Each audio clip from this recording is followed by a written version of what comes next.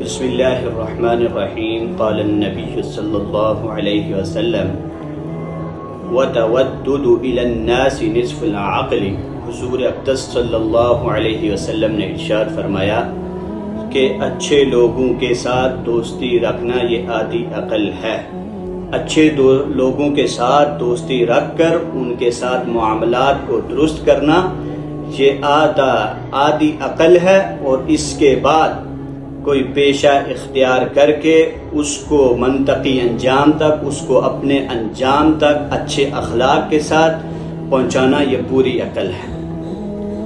حدیث مبارکہ میں کہ انسان کو جو دوستی رکھنی چاہیے وہ بھی اچھے لوگوں سے رکھنی چاہیے۔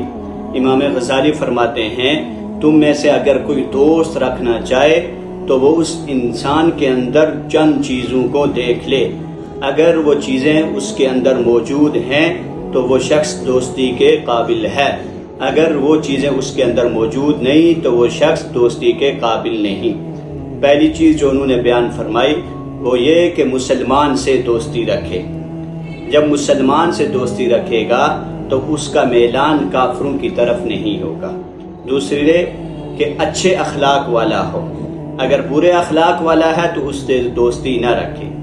اور پھر تیسری جگہ فرمایا کہ رب کے حکم کو ماننے والا ہو، جو رب کے حکم کو مانے گا اس کے ساتھ دوستی رکھو، جو رب سے وفا کرے گا اس کے ساتھ دوستی رکھو، جو رب کے ساتھ وفا نہیں کرتا وہ تمہارے ساتھ بھی وفا نہیں کرتا۔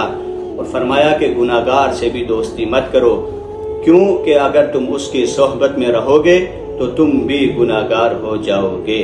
دعا ہے کہ اللہ تعالیٰ ہمیں حقیقی معنوں میں ایسے دوستوں کی تلاش نصیب فرمائے جو ہمارے لیے امن کا گہوارہ بن سکیں اور ہمارے لیے ایک ایسی مثال بن سکیں، دین اسلام کی ایک ایسی مثال بن سکیں کہ ہم ان کو دیکھ کر ان کے نقش قدم پر چل کر اپنے رب کے قریب ہو جائیں۔